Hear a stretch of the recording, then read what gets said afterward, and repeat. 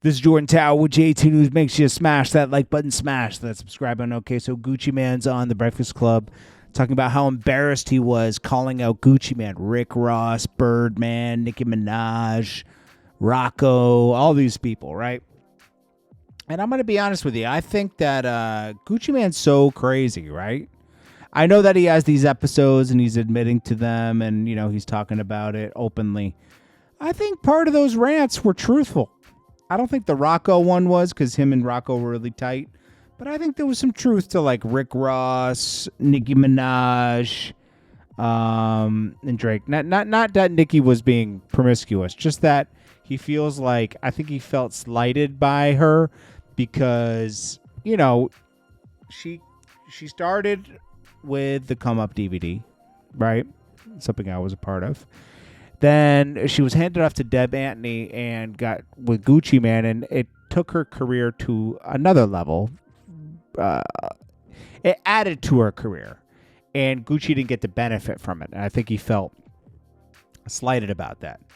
Now, you know, Gucci Man would tweet about Nicki saying, like, you know, she, you know, did this with this person, all that other stuff. And he says, I should have went in his pocket. He has, let's see, Rocco, come back, let's finish our talk.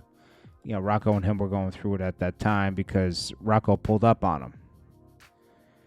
Then Gucci said he was sleeping with Nicki, which isn't true. I pulled her off Wayne bus, you know, because remember, she was supposed to sign to Wayne. That got delayed, and then she started working with Gucci Man, right?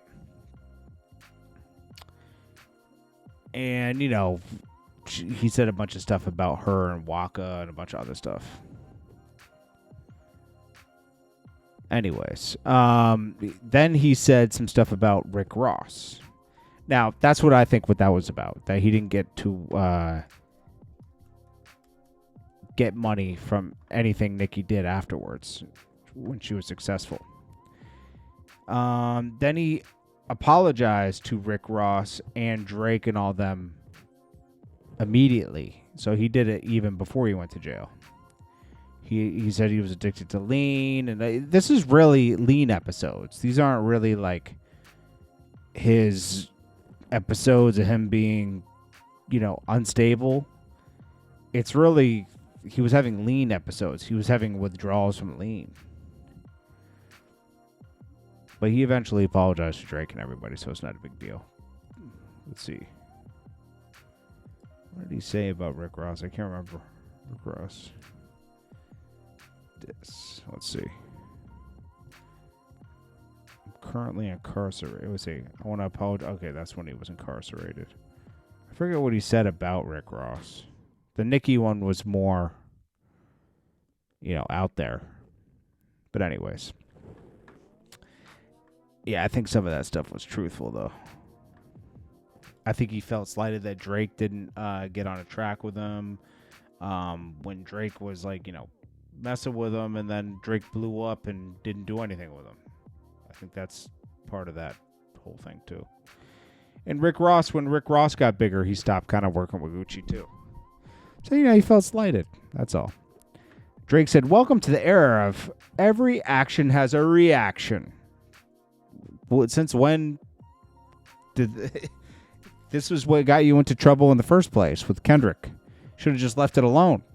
Seriously, I'm being honest. Like, I don't think he was prepared for that. I don't think he was prepared for Kendrick to drop a song that everyone would be listening to and dancing to.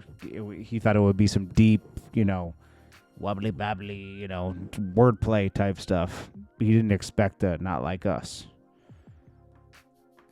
I didn't either, to be honest with you. NBA YoungBoy fan, Drake needs to focus on dropping that album. How about that? NBA YoungBoy fan cries watching NBA perform. Hey, now, you know, everybody has an artist that touches them in some way. You know, pause. This guy can relate to NBA YoungBoy. I can't laugh at it. I mean, you never know what's going to speak to you, you know. ATL canceled NBA YoungBoy's second show, so they threw a party outside to celebrate. Not to to celebrate the show anyways. Like they couldn't be stopped, right? Rick Ross is trying to stunt, saying he forgot he had a new car parked on one side of his garages. Trust me, Rick Ross isn't forgetting things he has. Okay? You might have a warehouse full of old cars and everything, but Rick Ross is picky. I've been around him a few times. Trust me. He's very picky, and he knows where everything's at. Okay? He's not like, oh my gosh, I forgot I had an Escalade. Trust me. You knew he had an Escalade. Jayda Wayda wins a case against Walgreens. Jayda Wayda, Walgreens case. I wonder how much she won. She took him to court and won some money. Probably not $30 million, what she initially went in for, but she definitely won probably like $1 million, $2 million, and split it with a lawyer because the lawyer's going to take 50%. But they had these documents that were tampered with. They put her name somewhat. She had a problem with somebody at Walgreens, and they put her name on some documents that said she had something which she didn't have, and she won money. So she might have won $1 million. Maybe that's why she bought a new house recently. Why not? That's so crazy. Somebody to have beef with you and then they put a whole disease on you. Like, that's crazy work, bro. That's crazy. That person lost their job and probably more. I don't think they'll ever get hired again.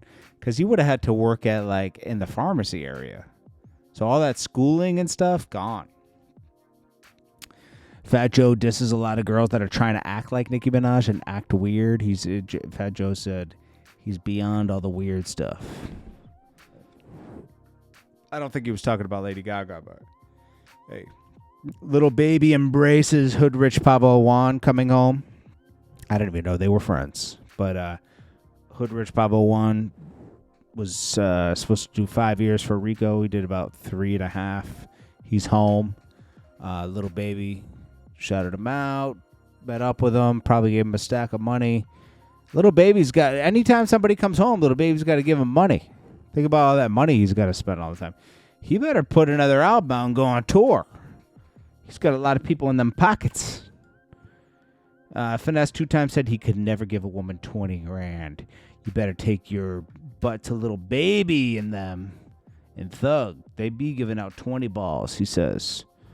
You know what? They do be tricking. That's a fact. People talk about that a lot. Like girls do. These guys be trick daddy. But don't come over here talking about some, oh, baby, I need a 20. Man, you better take your ass to Little Baby now. You better take your ass to Young Thug. Them the only niggas giving out 30s and 40s and scammers and shit. You better take your ass over there with them niggas. Them niggas getting out 20, 30,000, 40,000 hush money. I don't give a fuck about no hush money. I'm going to blast your ass and you can go tell whoever the fuck you want to tell. The internet, George Bush, the Grand Canyon, the corner store, the nigga who invented Supreme. You can go. He ain't paying hush money. Lil Durk drops a little like song of words. He says, I don't have all the words, but I'm thankful and still have a voice. Thankful for everyone who stood on love when things got heavy. I'm working on myself, working on peace. Hoping the city feels that too. Okay. And then Dan Bilzerian, looking for attention, says that he will not take himself out. And if something happens to him, the CIA did it. I was like, bro, you're not that important, my G. Sorry to say, man. Anyways, this is Jordan Tower with JT News. Make sure you smash that like button, smash that subscribe button. I will check you guys in the next one. I think we covered pretty much everything. Peace.